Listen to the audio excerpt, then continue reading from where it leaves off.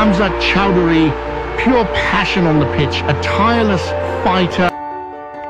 সম্প্রতি সামাজিক যোগাযোগ মাধ্যমে হামজা চৌধুরীর বাৎসরিক আয় নিয়ে তুলকালাম।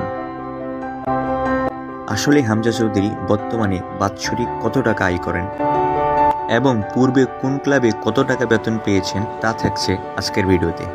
হামজা চৌধুরী মূলত লেস্টার সিটির একাডেমিতে বড় হয়ে উঠেছেন। 2017-18 সিজন থেকে 2021-22 সিজন পর্যন্ত হামজা চৌধুরী লেস্টার সিটি থেকে সপ্তাহে প্রায় 7,500 পাউন্ড আয় করেছেন, যা বাংলাদেশি টাকায় 11,52,382 টাকা, যেটি বাৎসরিক 5,99,23,890 টাকা। 2022-23 সিজনে হামজা চৌধুরী ওয়াটফোর্ড এফসিতে ধারে যান এবং সেখানেও তিনি সমপরিমাণ বেতন পান। 2023-24 সিজনে হামজা চৌধুরী লেস্টার সিটিতে ফিরে আসেন এবং তার বেতন পূর্বের তুলনায় প্রায় 6.5 গুণ বেড়ে যায়।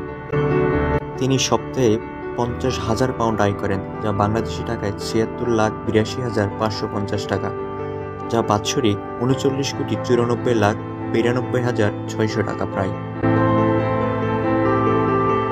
বর্তমানে হামজা চৌধুরী শেফিল্ড ইউনাইটেডে ধারে আছেন, সেখানেও তিনি সমপরিমাণ বেতন পান।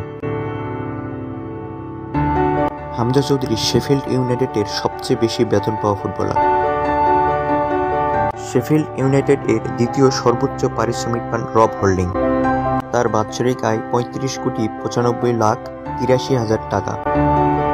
শেফিল্ড ইউনাইটেড এর তৃতীয় সর্বোচ্চ বেতন পান বেন বেরেটন ডিয়াজ। তিনি বাৎসরিক 27,96,44,000 টাকা আয় করেন।